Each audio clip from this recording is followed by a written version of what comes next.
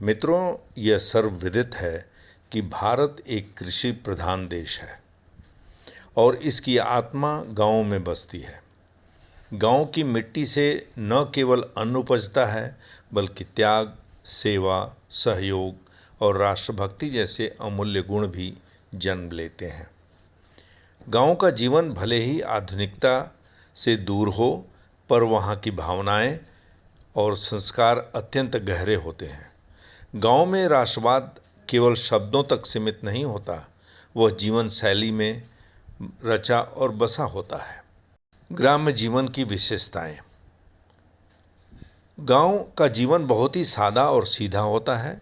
यहाँ के लोग दिन निकलते ही खेतों में मेहनत करने के लिए पहुँच जाते हैं, पशुओं की देखभाल करते हैं और प्राकृतिक संसाधनों के साथ तालमेल बिठाकर जीवन जीते हैं।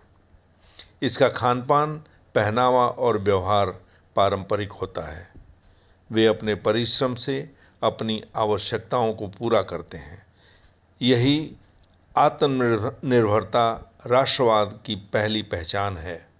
वे बाहर की चीज़ों पर निर्भर नहीं रहते, बल्कि जो देश में भूमि से प्राप्त की गई हो उसी को प्राथमिकता देते हैं। रिश्तों में अपनापन और परस्पर सहयोग। गांव में समाज एक परिवार की तरह होता है।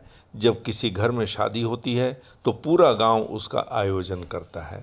किसी के घर दुख हो तो पूरा गांव शोक में डूब जाता है। यह आपसी सहयोग और संवेदनशीलता राष्ट्र के लिए एक मजबूत सामाजिक ताना बाना बुनती है। यही सहयोग की भावना जब देश के लिए होती है तो वह राष्ट्रभक्ति कहलाती है। गांव के लिए समर्पण का भाव।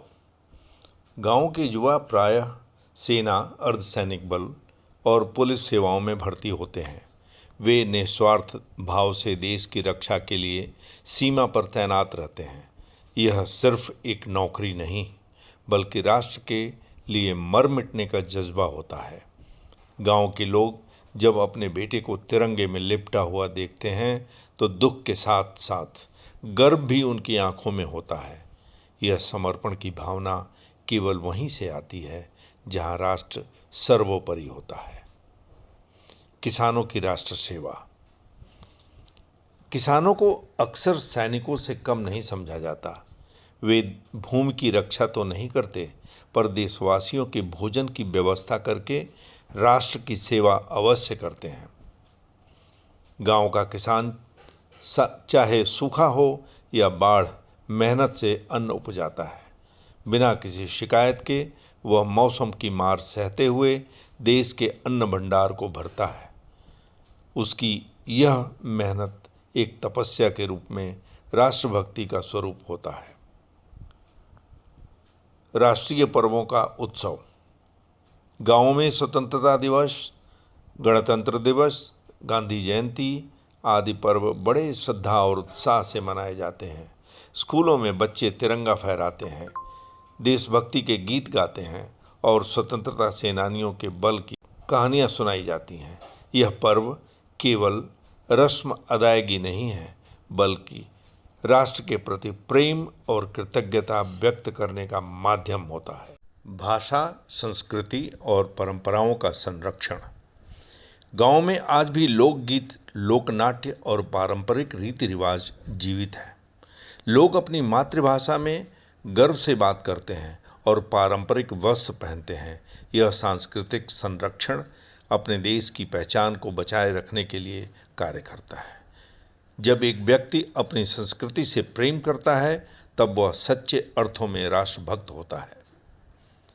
संकट के समय गांवों की भूमिका। जब देश पर कोई संकट आता है, चाहे प्राकृतिक आपदा हो या राष्ट्रीय सुरक्षा का मामला, गांव के लोग आगे बढ़कर सहयोग करते हैं।